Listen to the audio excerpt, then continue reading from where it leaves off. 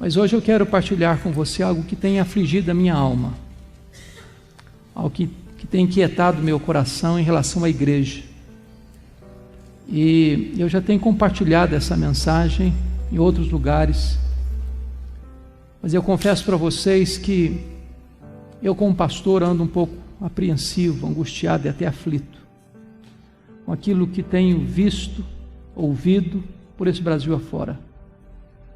Deus me tem dado o privilégio de em mais de 1000 igrejas, das mais diferentes matizes denominacionais, e parece-me que este diagnóstico está presente na vasta maioria das igrejas.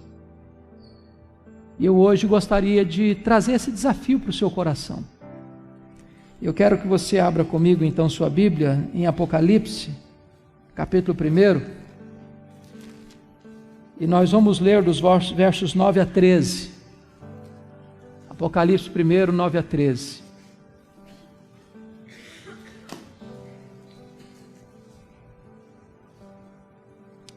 Está escrito: Eu, João, irmão vosso e companheiro na tribulação, no reino e na perseverança, em Jesus achei-me na ilha chamada Patmos por causa da palavra de Deus e do testemunho de Jesus.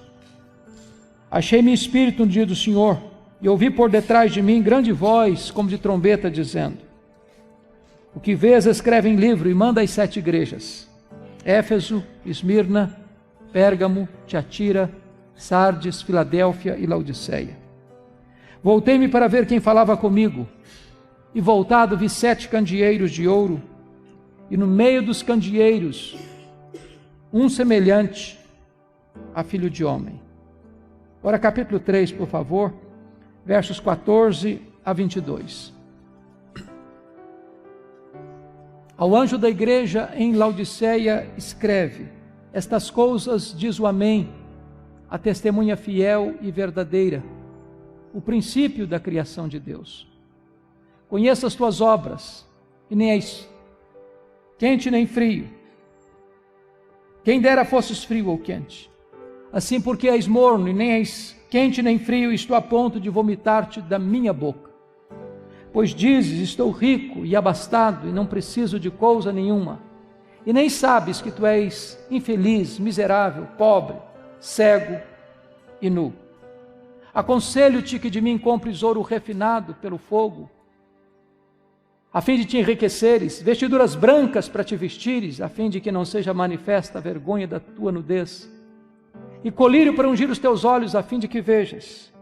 Pois eu repreendo e disciplina a quantos amo, sê pois zeloso, e arrepende-te. Eis que estou à porta e bato. Se alguém ouvir a minha voz e abrir a porta, eu entrarei e cearei com ele, e ele comigo. Ao vencedor, dar-lhe-ei sentar-se comigo no meu trono, como eu venci, sentei com meu Pai no seu trono. Quem tem ouvidos, ouça o que o Espírito diz às igrejas. Amém. Meus irmãos, já corria o ano de 54 da era cristã, quando Nero assumiu o governo de Roma como imperador, aos 17 anos de idade. E desde que esse jovem imperador assumiu o governo de Roma, é que a preocupação de um período muito difícil surgiria na vida da igreja. Ele era um camarada louco, megalomaníaco, violento e devasso. Mandou matar sua própria mãe, outros membros da sua família. 10 anos depois que Nero estava governando Roma, exatamente no ano 64, precisamente no dia 17 de julho daquele ano, esse homem, diz os historiadores, incendiou a capital do império. Queria reconstruir a Roma mais bela. Subiu para o alto da torre de Mecenas, vestido de ator, tangendo a sua lira, assistindo de lá o espetáculo das chamas destruindo a cidade. Foram 7 noites e 6 dias de incêndio, de 17 de julho a 24 de julho de 64. Quando o incêndio acabou, a cidade estava devastada. Dos 14 bairros de Roma, 10 deles foram devastados.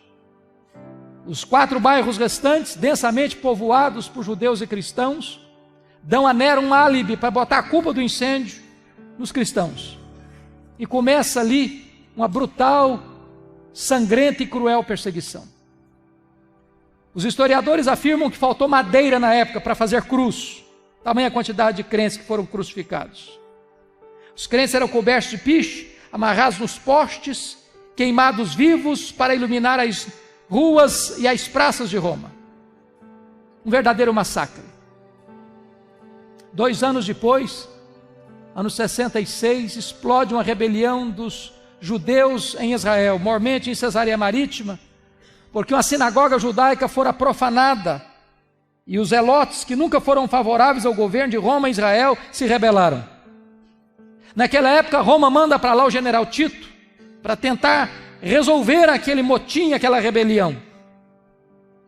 2 anos depois, ano 68, Nero está numa situação insustentável com o Senado romano. O Senado o depõe, ele entra em crise, tira sua própria vida e se mata. 2 anos depois, ano 70, a rebelião em Israel é incontrolável. O general Tito cerca Jerusalém, invade Jerusalém, destrói Jerusalém, queima o templo de Jerusalém, passa ao fio da espada a milhares de judeus e cristãos e promove o que nós chamamos de a maior diáspora, a maior dispersão dos judeus de todos os tempos, desde o ano 70 até 14 de maio de 1948, quando Israel retorna ao seu território. Nesse mesmo ano, o imperador Vespasiano inaugura em Roma o Coliseu. E numa festa de 100 dias de inauguração, mais de 10.000 cristãos foram mortos com requintes de crueldade. Eles eram enrolados em peles de animais, jogados nas arenas para os cães morderem, para os touros pisarem, para os leões esfaimados da Líbia devorarem. Verdadeiro banho de sangue. Ano de número 86 da era cristã. Assume o governo de Roma Domiciano, chamado de Segundo Nero, pela crueldade com que perseguiu a igreja. O primeiro imperador a arrogar para si o título de Senhor e Deus, pois foi este imperador que deportou o apóstolo João, então pastor da igreja de Éfeso, capital da Ásia Menor, para a ilha do Mar Egeu, a ilha de Pátimos. E vale ressaltar que a essas alturas o único representante do colégio apostólico vivo era João. Todos os demais apóstolos estavam mortos pelo viés do martírio. Certamente o propósito de Domiciano era calar a voz do último apóstolo do Senhor Jesus Cristo, fechando-lhe todas as portas na terra, isolando-o nessa ilha vulcânica. Mas quando todas as portas se fecharam para João na terra, Deus abriu-lhe uma porta no céu e disse: sobe para aqui e eu te mostrarei não as coisas que talvez aconteçam, não as coisas que podem acontecer, eu te mostrarei as coisas que devem acontecer. Até nas horas mais sombrias, amargas, adversas, Deus está no trono. As rédeas da igreja estão nas suas poderosas mãos. Deus nunca perdeu o controle.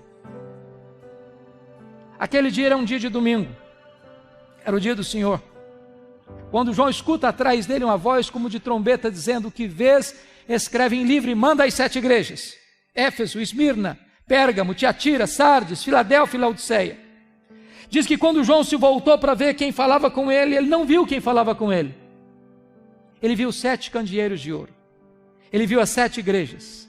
E no meio das igrejas, um semelhante a filho de homem. O mundo só pode ver Jesus na igreja e através da igreja. Mas o Cristo que João vê não é mais o Cristo angustiado, com angústia mortal, chorando, suando sangue, prostrado sobre os seus joelhos, daquele Getsemane. O Cristo que João vê não é mais o Cristo humilhado, cuspido e esbordoado do sinédrio judaico. O Cristo que João vê Não é o Cristo humilhado, vilipendiado do pretório romano. O Cristo que João vê. Não é o Cristo que caminha, carregando uma cruz pesada, debaixo dos apupos e vaias de uma multidão ensandecida, tresloucada, sangue sedenta. O Cristo que João vê não é o Cristo suspenso entre a terra e os céus, pregado naquela cruz. O Cristo que João vê é o Cristo da glória, é o Cristo vencedor, é o Cristo onipotente. Diz o texto que seus cabelos não estavam mais cheios de sangue e poeira, mas eram brancos como a neve, como a lã. Seus olhos não estavam mais empapuçados de sangue, mas eram como chamas de fogo. Suas mãos não estavam mais esmagadas pelos cravos, mas sustentavam a igreja. Seus pés não estavam mais presos ao lenho, mas eram como bronze polido. Sua voz não estava mais embargada pela sede, era como voz de muitas águas. E o seu rosto não estava mais desfigurado, mas brilhava como o sol no seu fulgor. Quando João vê o Cristo da glória, ele cai aos seus pés como morto. E o Cristo da glória põe a mão direita sobre ele, diz: não temas, João, eu sou o primeiro e o último. Eis que eu estive morto, mas estou vivo pelos séculos dos séculos e tenho as chaves da morte e do inferno. Nós não adoramos o Cristo que esteve vivo e está morto, nós adoramos o Cristo que esteve morto e está vivo pelos séculos dos séculos. No verso de número 13, vemos que Jesus está no meio das igrejas. No meio. E eu quero dizer para você, com toda a convicção de fé, que Jesus está no nosso meio nesta noite. E é porque Ele está no nosso meio nesta noite que nós estamos aqui. Porque se Ele não estivesse aqui, não teria sentido estarmos aqui. E Ele está no nosso meio. Não apenas de forma estática. Olha comigo o capítulo 2, versículo 1. Porque diz aí que Ele não está apenas presente no meio das igrejas, mas Ele anda no meio das igrejas. E eu quero dizer para você também que Jesus está andando entre nós nesta noite, para sondar a igreja, para corrigir a igreja, para exortar a igreja, para encorajar a igreja, para fazer promessas à igreja. E há um estribilho que se repete em todas as cartas, em todas elas, sem exceção. O estribilho é este: eu conheço, eu conheço, eu conheço, eu conheço, eu conheço, eu conheço, eu conheço. Para 5 dessas igrejas, Jesus foi usar a mesma expressão. Para a igreja de Éfeso, Tiatira, Sardes, Filadélfia e Laodiceia, diz assim: eu conheço as tuas obras. Aquilo que seu pai não sabe, eu sei. Aquilo que a sua mãe não sabe, eu sei. Aquilo que seu marido não sabe, eu sei. Aquilo que a sua mulher não sabe, eu sei. Aquilo que o seu pastor não sabe, eu sei. Ninguém pode esconder nada daquele cujos olhos são como chama de fogo. Ele conhece a nossa vida. Mas para a igreja de Esmirna, a mais pobre igreja da Ásia, Jesus usa uma outra expressão e diz assim: eu conheço a tua tribulação e a tua pobreza, mas tu és rico. Me conforta isso, porque há momentos que eu estou muito aflito, angustiado, e Jesus está me dizendo: eu conheço o que você está passando, eu conheço a sua dor, eu conheço os seus dramas, eu conheço as suas lágrimas, eu sei aquelas noites indormidas, aquelas madrugadas insones, aquelas horas de pavor e horror da sua alma. Eu sei o que você está passando, a sua dor está presente diante de mim. E Jesus me choca com o seu diagnóstico, porque você e eu temos uma ideia de que seja uma igreja rica. O que é uma igreja rica para nós? Uma igreja que tem muitos membros? É uma igreja que tem um templo suntuoso? É uma igreja que tem um orçamento robusto? É uma igreja que tem muita gente influente na sociedade? O que é uma igreja rica? Para a mais pobre igreja da Ásia, Jesus Cristo diz assim: eu conheço a tua pobreza, mas tu és rico. Pobre na terra, rico no céu. Pobre financeiramente, rico espiritualmente. Rico diante dos homens, pobre diante de Deus. Esse era o diagnóstico de outra igreja, a igreja de Laodiceia.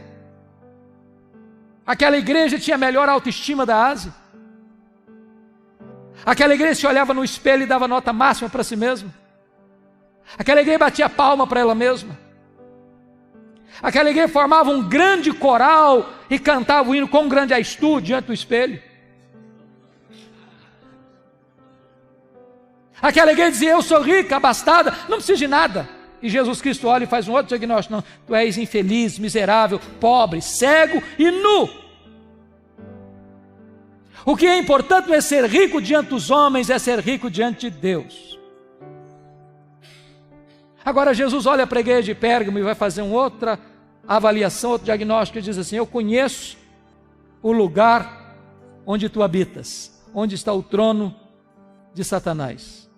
Eu não sei exatamente por que Jesus Cristo disse isso sobre Pérgamo.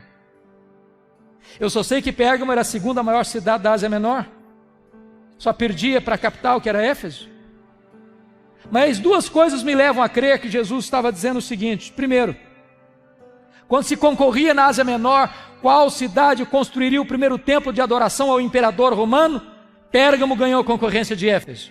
E Pérgamo construiu o primeiro templo de adoração ao imperador como uma divindade. Talvez o que Jesus esteja nos dizendo é o seguinte: qualquer lugar onde um homem é colocado no pedestal, qualquer lugar onde um homem é venerado, qualquer lugar onde um homem é aplaudido como uma divindade, aí está o trono de Satanás, porque o humanismo idolátrico é satânico.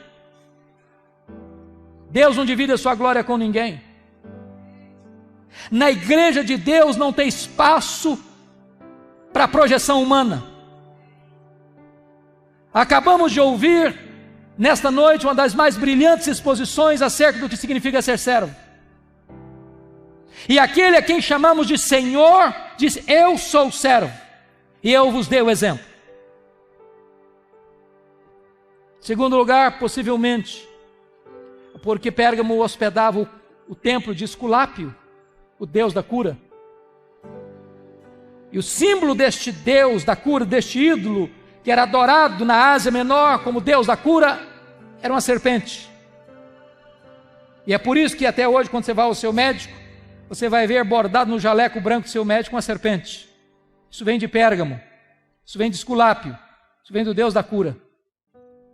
Talvez o que Jesus esteja nos dizendo é que qualquer adoração a um ídolo criado, forjado pela mente humana, aí está o trono de Satanás.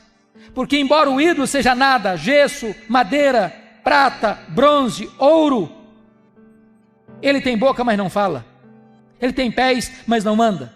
Ele tem mãos, mas não apalpa. Ele tem garganta, mas não sai som da sua voz. Embora o ídolo é nada, Paulo diz que o que está por trás dos ídolos são os demônios. O que está inspirando a idolatria é o próprio Satanás. Mas curiosamente, onde Satanás tem um trono, aí Deus planta uma igreja, para que o nome de Cristo seja adorado e seja servido. Jesus está andando no meio das suas igrejas, e Ele está andando no nosso meio nesta noite. E na medida que Ele anda no meio das igrejas, Ele vai fazendo uma avaliação, fazendo elogios a umas, censuras a outras. Há duas igrejas, Jesus Cristo não faz nenhuma censura, só elogio. Quais igrejas? Esmirna e Filadélfia. Esmirna era mais pobre, Filadélfia era mais fraca. Jesus Cristo diz: eu conheço as tuas obras, tu tens pouca força, mas eu coloquei diante de ti uma porta aberta, e a porta que eu abro ninguém fecha, e a porta que eu fecho ninguém abre. Para 4 igrejas, Jesus Cristo faz elogios e faz censuras.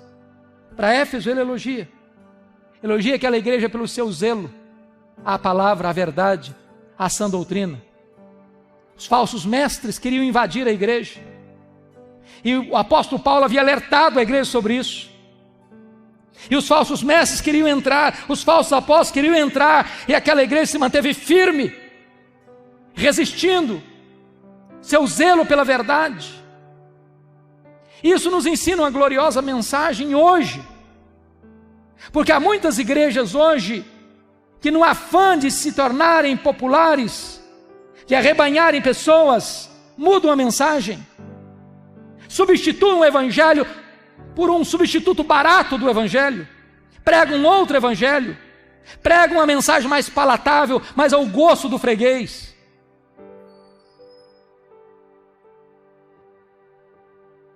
E é preciso dizer com todas as letras que o nosso papel não é sermos populares, mas sermos fiéis. Nós não temos o direito de mudar a mensagem para agradar as pessoas.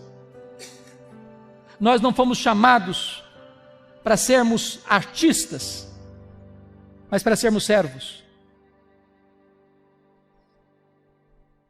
E Jesus elogia aquela igreja pela sua fidelidade. Nenhuma igreja que transija com a verdade de Deus pode agradar o Deus da palavra. Mas Jesus se dirige a esta mesma igreja e diz assim: eu tenho uma coisa, porém, contra ti, é que tu abandonaste o teu primeiro amor. E aqui me vem um grande risco, porque às vezes na defesa da verdade a igreja pode perder a piedade. Conserva a sua ortodoxia, mas perde o seu fervor. Conserva a sã doutrina, mas perde o seu entusiasmo. É ortodoxa de cabeça, mas é herege de conduta. Tem fogo na mente, luz na mente, como dizia Jonathan Edwards, mas não tem fogo no coração. Isso é dramático. Dramático. Talvez nas nossas chamadas igrejas históricas, graças a Deus, a gente não vê heresia. Muito raramente você vê uma heresia pregada, mas também falta fervor. Como dizia John Wesley aos seus alunos: meus filhos, ponham fogo no seu sermão, ou então põe o seu sermão no fogo.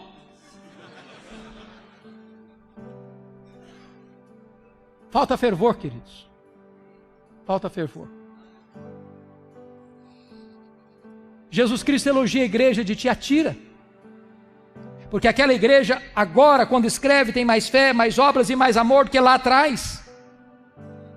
Mas Jesus diz assim: eu tenho uma coisa contra ti, é que tu permites que esta falsa profetisa Jezabel induza o meu povo à prostituição. Agora preste bem atenção uma coisa: Éfeso tinha doutrina, mas não tinha amor.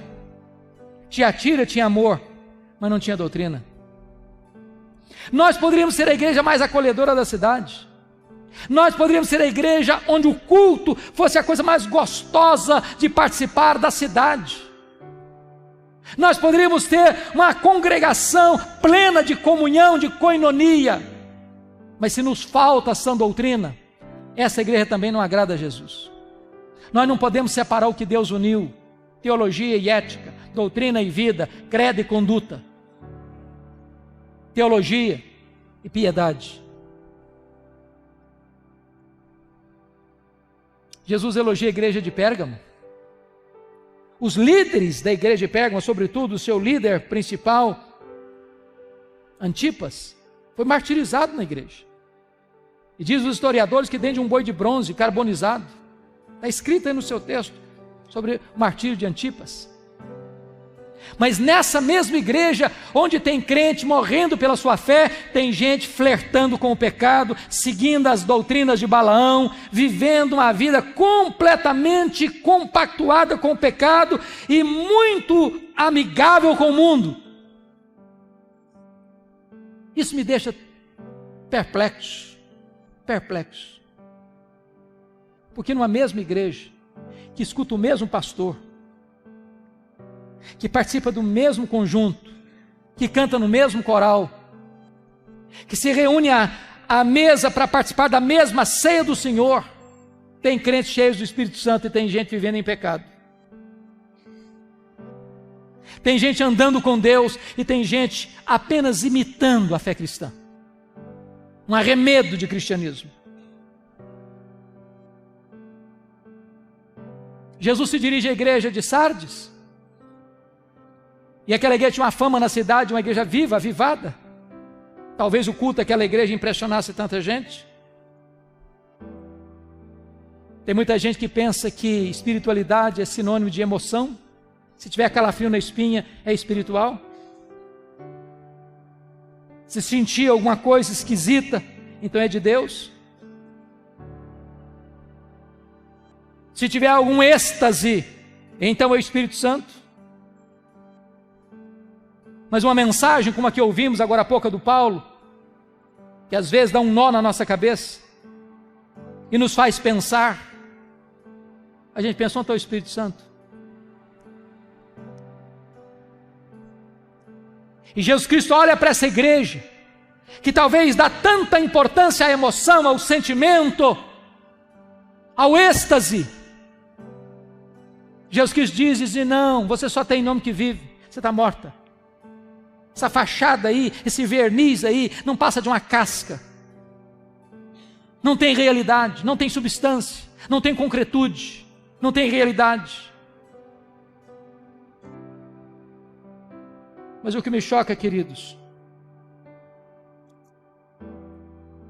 é que Jesus é tão diferente de mim, de você, na análise que faz da igreja. Porque a visão que ele tem é diferente da minha.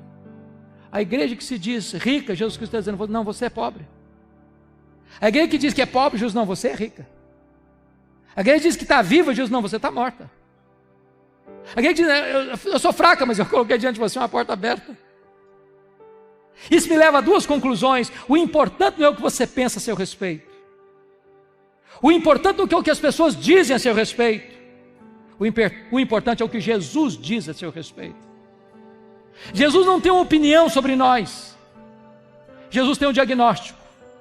Ele conhece a nossa vida. Mas agora preste atenção comigo, e eu queria que você voltasse sua atenção para o capítulo 3. Me deter um pouquinho aqui. Para a igreja que tinha a melhor autoestima da Ásia. Para a igreja que deu a melhor nota para si mesma. Para a igreja que talvez desfrutasse da melhor reputação na cidade. Jesus Cristo olha e faz um diagnóstico sombrio. E não tem sequer um elogio para fazer, apenas censuras. A igreja de Laodiceia. E eu queria olhar para esse texto sobre três perspectivas. Dos versos 15 a 17, Jesus está fazendo um diagnóstico. Dos versos 18 a 20, Jesus está fazendo um apelo. Dos versos 21 e 22, Jesus está fazendo uma promessa. E eu não sei se você já parou para perguntar por que Jesus usou as figuras que usou aqui nesse texto. Frio, quente, morno, ouro puro, vestes brancas, colírio. Será que foi casualmente? Fortuitamente? Absolutamente não. Jesus era fiel e Jesus era relevante. Jesus conhecia o texto, Jesus conhecia o contexto. Jesus conhecia a palavra e Jesus conhecia o povo. Jesus conhecia o evangelho e Jesus conhecia a cultura. Jesus conhecia a geografia, Jesus conhecia o contexto em que aquela igreja estava e pegou todas estas coisas e tornou as ferramentas úteis para a comunicação eficaz do evangelho. Jesus não era daquele tipo de pregador que dava respostas a perguntas que não eram feitas. Jesus era oportuno. Talvez você tenha perguntado, mas por que ele usou essas figuras? Frio, quente, morno. Temos que entender a geografia. Você sabe que Laodiceia ficava e fica na região chamada Vale do Rio Lico. E neste vale há 3 cidades próximas, 9 quilômetros uma da outra: Hierápolis, Colossos e Laodiceia. Hierápolis era mundialmente conhecida pelas suas fontes de águas quentes. Era a nossa Caldas Novas brasileira. Ali uma montanha chamada Castelo de Algodão, de rochas brancas calcárias, onde as águas brotam quentes, cálidas, e vão descendo naquela montanha, formando piscinas e cascatas, e aqueles lugares de piscinas naturais, pessoas vinham e vêm até hoje para tomar seus banhos terapêuticos ali e curar as suas doenças. Do outro lado do rio Lico, ficava Colossos. Curiosamente, conhecida pelas suas fontes de águas frias, geladas, também terapêuticas. Laodiceia, a maior cidade, não tinha fontes nem de águas quentes, nem de águas frias. As águas que chegavam em Laodiceia vinham das montanhas por meio de aquedutos e chegavam lá mornas, tépidas, impróprias para beber e impróprias para uso terapêutico. Jesus pega este gancho da geografia e diz para a igreja: quem dera tu fosses quente com mais águas de Herápolis, quem dera tu fosses fria com mais águas de Colossos, mas porque tu és morna com mais águas que chegam na cidade, eu estou a ponto de vomitar-te da minha boca. Por que Jesus usou a figura do ouro puro? Porque Laodiceia era o maior centro bancário da Ásia Menor, era a cidade dos endinheirados. Jesus está dizendo: vocês se orgulham do ouro que vocês têm, mas espiritualmente vocês estão pobres. Por que Jesus usou a figura das roupas alvas? Porque Laodiceia era o maior centro têxtil da Ásia Menor. Jesus está dizendo o seguinte: vocês se orgulham das suas fábricas de roupas, mas espiritualmente vocês estão nus. Por que Jesus usou a figura do colírio? Porque Laodiceia era o maior centro oftalmológico da Ásia Menor. Jesus está dizendo: vocês se orgulham das suas clínicas de tratamento de olhos, mas espiritualmente vocês estão cegos. O que Jesus está fazendo? Um diagnóstico. Mas sabe o que me impacta nesse texto? Não é o que Jesus vê, é o que Jesus não vê nessa igreja. Me choca isso. Porque a igreja que mais recebeu censura de Jesus e nenhum elogio, não recebe de Jesus nenhuma censura por problemas teológicos, doutrinários. Não tem falsos apóstolos lá, não tem falsos mestres lá, não tem Jezabel lá, não tem doutrina de Balaão lá, não tem os nicolaítas lá, não tem os falsos apóstolos lá. Aquela igreja não está sendo atacada por heresias nem por falsos mestres. Diríamos hoje que Laodiceia seria uma igreja ortodoxa. E uma igreja ortodoxa está recebendo de Jesus a mais severa censura. Eu estou a ponto de vomitar da minha boca. Leia as cartas e vocês ficarão chocados. Não há nenhuma censura de Jesus de problemas morais na igreja de Laodiceia. Havia problema moral na igreja de Pérgamo, havia problema moral na igreja de Tiatira, havia problema moral na igreja de Sardes. Nessa igreja não há nenhuma denúncia de escândalos, de pecados. A igreja tinha uma boa reputação diante do espelho e aos olhos da sociedade. Diríamos hoje, a igreja de Laodiceia era uma igreja ética. Leia as cartas e vocês não verão qualquer denúncia de Jesus de pobreza. Havia pobreza em Esmirna, havia pobreza em Filadélfia. Essa igreja é rica. Os teólogos da prosperidade não fariam sucesso lá, todo mundo já era rico. Essa igreja era próspera. Leia as cartas e você não verá qualquer denúncia de Jesus de problemas de perseguição. Havia perseguição religiosa em Éfeso, havia perseguição política em Pérgamo. Essa igreja está em paz. E eu confesso para vocês uma coisa: se eu morasse lá, naquela ocasião, eu queria ser membro da igreja de Laodiceia. Era a melhor igreja. A melhor igreja. Definitivamente a melhor igreja. Ela era ortodoxa, ela era ética, ela era próspera, ela estava em paz. E eu quero dizer para você, em nome de Jesus, nesta noite, que a ortodoxia é boa, necessária, insubstituível. Eu quero dizer para você que a ética é necessária, que ela é boa, que ela é insubstituível. Eu quero dizer para você que a prosperidade é uma bênção de Deus. E a maioria de nós que está aqui tem mais do que necessita para viver. Eu quero dizer para você que viver em paz é uma bênção, mas não é suficiente. Não é suficiente. Então nos resta uma pergunta: qual o diagnóstico que Jesus Cristo faz a essa igreja que tanto angustia, que lhe provoca tanto desconforto? Só um diagnóstico, só um: falta de fervor espiritual.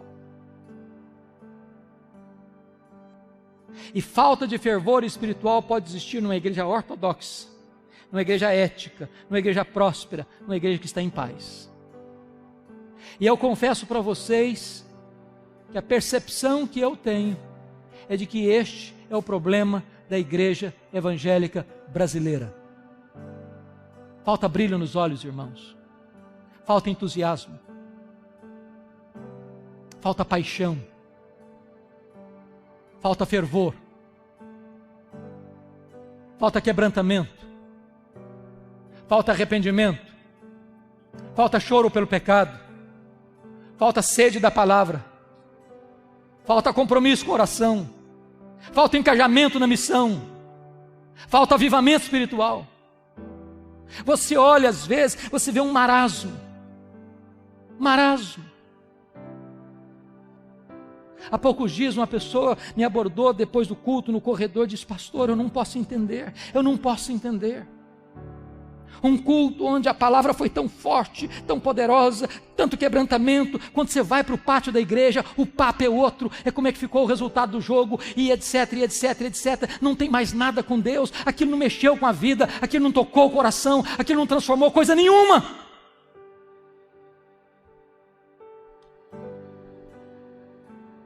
Eu temo, irmãos, que a igreja evangélica brasileira esteja dando passos largos e decisivos rumo à secularização. As pessoas aderem à igreja, mas não são transformadas. Há muito ajuntamento, mas pouco quebrantamento. Muita trovoada, mas pouca chuva. Muitas folhas, mas poucos frutos.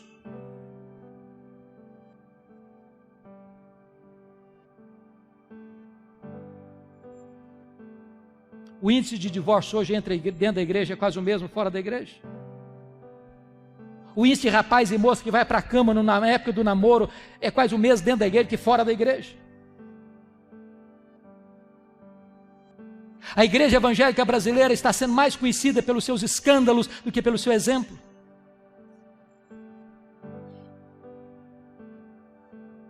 Hoje, eu conheço igrejas protestantes, históricas, reconhecidas, onde os presbíteros, os líderes, têm a confraria do charuto e do uísque. Eu conheço igreja onde a juventude sai de uma reunião de oração e vai para a balada, até de madrugada.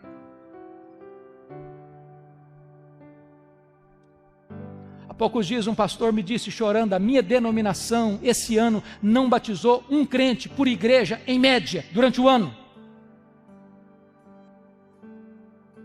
Estive pregando em São Paulo há poucos dias, e um pastor me disse que no seu presbitério, a média de pessoas recebidas naquele ano foi um membro por igreja no ano. Há 15 dias estava pregando lá em Pinheiros, e uma pessoa se aproximou de mim e disse: pastor, eu pertenço a um presbitério, o reduto do conservadorismo em São Paulo, e o nosso presbitério demorou 23 anos para plantar uma igreja. E nós temos boas desculpas teológicas para isso.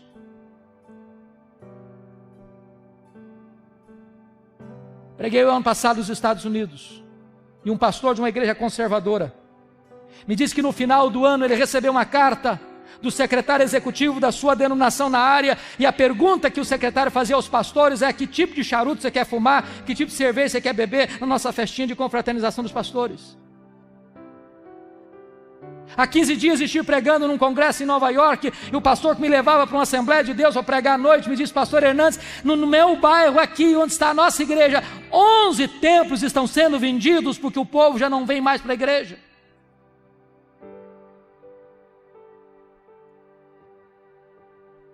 Falta fervor, queridos. Falta fervor.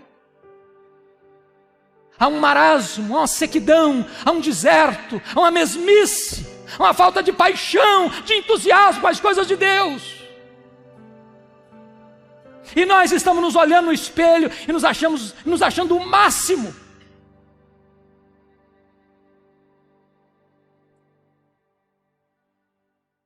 Quer ver uma coisa que me entristece hoje profundamente, me envergonha até como pastor? As nossas festas de casamento. Eu não sei como é que está acontecendo na sua região não, mas na minha região, pelo Brasil afora eu ando, eu escuto os pastores aflitos com isso. Você faz um culto na igreja, é uma bênção, uma mensagem maravilhosa, uma música maravilhosa, você sai do culto, você sai do templo, vai para um cerimonial, lá o pau quebra. A música que rola lá não tem nada a ver com Deus mais. Bebida alcoólica se serve todas. As luzes se acendem e viram uma boate moderna, e o povo de Deus cai na pista de dança e volta para casa bêbado, com as pernas bambas. Olha para o retrovisor e veja as igrejas que entraram por esse caminho, onde foram parar. Ou a igreja tem a coragem de botar o pé no freio, ou nós entraremos num processo de secularização irremediável. Jesus está no meio da sua igreja. Ele tem o diagnóstico na sua mão. Eu conheço as suas obras. Depois desse diagnóstico, Jesus Cristo tem um apelo a fazer. E ele é tão maravilhoso, e tão doce, e tão terno, que ele começa o apelo assim no verso 18. Aconselho-te. Eu podia mandar, mas dá conselho. Aconselho-te, que tu compres de mim ouro refinado pelo fogo para te enriqueceres. Vestiduras brancas para te vestires, a fim de que não seja manifesta a vergonha da tua nudez, e colírio para ungir os teus olhos, a fim de que vejas. E Jesus está nos dando a pista aqui. Aconselho-te que tu compres de mim. Que tu compres de mim. Que tu compres de mim. Porque eu conheço em você também muitos pastores, muitos líderes, muitas igrejas e até denominações que se perderam na busca do fervor e entraram por caminhos estranhos, de falsas doutrinas, de experiências perigosas, e se desencaminharam. E Jesus está nos dizendo o seguinte: o único que pode restaurar o fervor no nosso coração é o próprio Senhor Jesus. Nós não temos que correr atrás das últimas novidades do mercado da fé, nós temos que nos voltar para Jesus, é Ele quem aquece o coração. Quando aqueles discípulos de Emaús tiveram um encontro com Jesus e os seus olhos foram abertos, o coração aqueceu. Que quando os olhos se abrem e o coração aquece, também os pés se apressam. E quando os olhos se abrem e o coração aquece e os pés se apressam, os lábios se abrem para dizer que Jesus reina, que Ele está vivo e que Ele é o Senhor, a razão da nossa vida.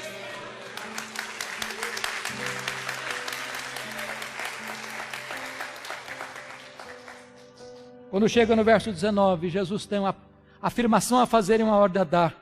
Ele diz assim: eu repreendo e disciplino a quantos amo. E tem hora, queridos, que pregar sobre esse texto constrange profundamente. Profundamente. Porque Jesus está pegando muito pesado. Muito pesado. Essa mensagem não é politicamente correta. Ela não é popular.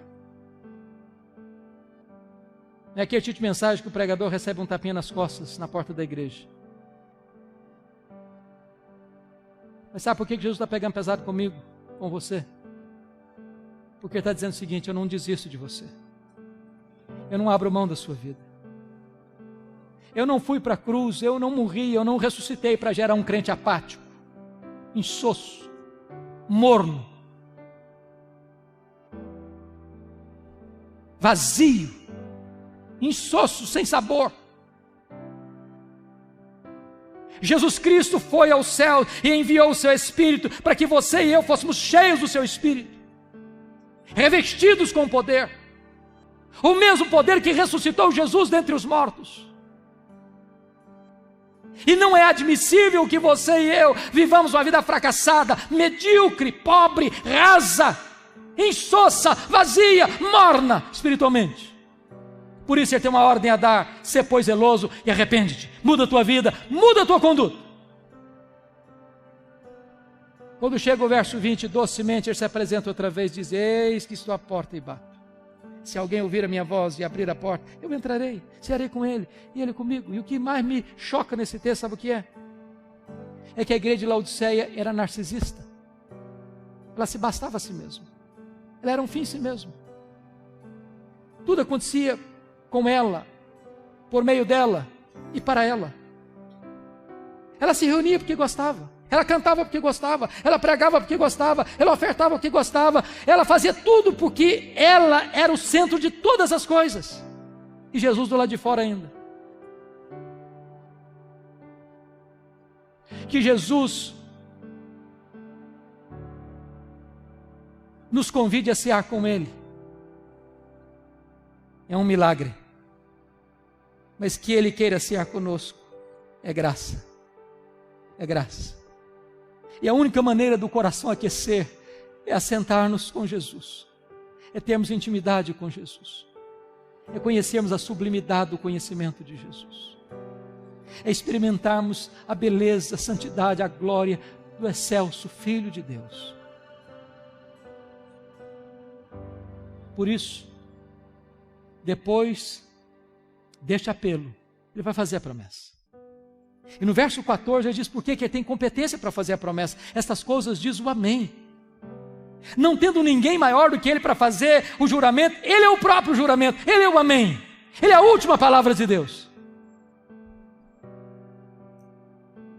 Ele é a testemunha fiel e verdadeira, porque o que ele fala, ele cumpre, o que ele faz, ninguém pode impedir sua mão de fazê-lo. E ele é o princípio da criação de Deus, porque foi ele quem trouxe tudo à existência. Sem ele nada do que foi feito se fez, e se ele do nada criou todas as coisas, ele é poderoso também para restaurar o fervor espiritual no seu e no meu coração. E a promessa é esta, no verso 21, ao vencedor dar-lhe-ei sentar-se comigo no meu trono, como eu venci e sentei com meu Pai no seu trono. Preste bem atenção na transição do verso 20 para o verso 21. Ele sai da intimidade da mesa para a publicidade do trono. Quem se assentará publicamente com ele no trono? Quem assentou-se com ele intimamente à mesa. Por isso, Jesus Cristo diz: quem tem ouvidos, ouça o que o Espírito diz às igrejas. Meus irmãos, em julho de 2011, eu fui visitar essas igrejas. Caminhei por todas essas cidades, parei em todos os lugares, e eu confesso a vocês que algumas vezes eu chorei bastante. Porque estas 7 igrejas estão mortas, literalmente mortas. Apenas escombros, pedras reviradas, muita poeira, vaga lembrança de uma igreja que existiu no passado. Nessa mesma região não tem hoje 1% de crentes em Cristo Jesus. Sabem por que essas igrejas morreram? Porque elas não ouviram o que o Espírito Santo disse a elas. Olha para a Europa, o velho continente, berço do protestantismo, onde aconteceu a reforma do século XVI, movimentos puritanos, movimentos morávios, movimentos pietistas, as missões modernas, os grandes avivamentos históricos. Hoje a Europa é um continente pós-cristão. Eu estive o ano passado pregando em Genebra, aquela cidade que já foi considerada uma maquete do reino de Deus na terra, hoje não tem vestígio de cristianismo em Genebra. O ano passado eu estava pregando em Londres e um pastor me disse, com lágrimas nos olhos, disse: pastor Hernandes, a Inglaterra hoje não é mais a terra de John Wesley, de George Whitefield. A Inglaterra hoje não é mais a Inglaterra de William Carey, de William Wilberforce. A Inglaterra hoje não é mais o país de Charles Haddon Spurgeon, de Charles Lyell. A Inglaterra hoje não é mais o país de Mark Lloyd Jones e de John Stott. A Inglaterra hoje é o país de Richard Dawkins, o patrono dos ateus. Os nossos templos estão sendo vendidos e transformados em boates, em museus, em mesquitas muçulmanas. Sabe por que as igrejas estão morrendo na Europa? Porque elas não estão ouvindo o que o Espírito Santo diz a elas. Olha para a América do Norte, onde você tem tantas chamadas dead churches, igrejas mortas, templos enormes, vazios, denominações inteiras capituladas, rendidas ao liberalismo, e os seminários que formaram teólogos, pastores, missionários que abençoaram o mundo, hoje estão gerando morte. Denominações inteiras perdendo centenas, milhares de membros todos os anos, todos os anos, todos os anos. Denominações que, não obstante preservem a ortodoxia, estão minguando. Você entra na igreja e vê algumas cabecinhas brancas, mas a juventude já foi embora da igreja. Porque embora conserve a ortodoxia, perderam o fervor. Como disse para vocês, apenas num bairro de Nova York, 11 templos vendidos, porque não tem mais gente para frequentar. Sabe por que as igrejas estão morrendo na América do Norte? Porque elas não estão ouvindo o que o Espírito Santo diz a elas. Olha para o Brasil, queridos. Olha para o Brasil, onde você já tem denominações capituladas ao liberalismo, perdendo membros ano após ano, minguando, paradas, estagnadas. Onde você tem outros redutos lotados de multidões e multidões, mas não tem evangelho, mas não tem boas novas, mas não prega sobre arrependimento, mas não se prega sobre justificação pela fé, não se prega sobre regeneração, não se prega sobre as glórias por vir. Olha para as denominações, que embora algumas conservem a ortodoxia, mas perderam o fervor, perderam o entusiasmo. Meus irmãos, a cada 3 gerações uma igreja pode correr o risco de entrar num processo de secularização. Aquela geração que nasceu lá no Egito, morreu no deserto. Aquela segunda geração que nasceu no deserto, entrou na terra prometida. Mas aquela geração que nasceu na terra prometida, a terceira geração, já não conhecia Deus mais. Talvez os nossos avós foram mais crentes que os nossos pais. Talvez os nossos pais foram ou são mais crentes do que nós. Talvez nós estamos sendo mais crentes que os nossos filhos. Se Deus não tiver misericórdia, os nossos netos podem herdar uma igreja fria, apática, secularizada. A minha oração e o clamor da minha alma é que Deus nos desperte, é que Deus nos inflame, é que Deus nos aqueça, é que Deus nos traga de volta a pureza do Evangelho, a beleza do Evangelho, a glória do Evangelho. Que nós não nos contentemos apenas em defendermos a ortodoxia, mas que nós tenhamos o coração cheio de fogo, que a igreja se prostre para buscar a Deus, experimentar um poderoso reavivamento espiritual, para que a igreja, ainda que pareça hoje em alguns lugares como um vale de ossos secos, Deus possa soprar com o seu Espírito, tirar as cinzas, acender as brasas e levantar um fogo santo. Que Deus tenha misericórdia de nós, que Deus restaure a nossa sorte. Amém. Vamos orar juntos, queridos. Vamos orar juntos. Se você quiser vir aqui à frente orar comigo, tiver liberdade de fazer isso, pode vir, vamos buscar a Deus.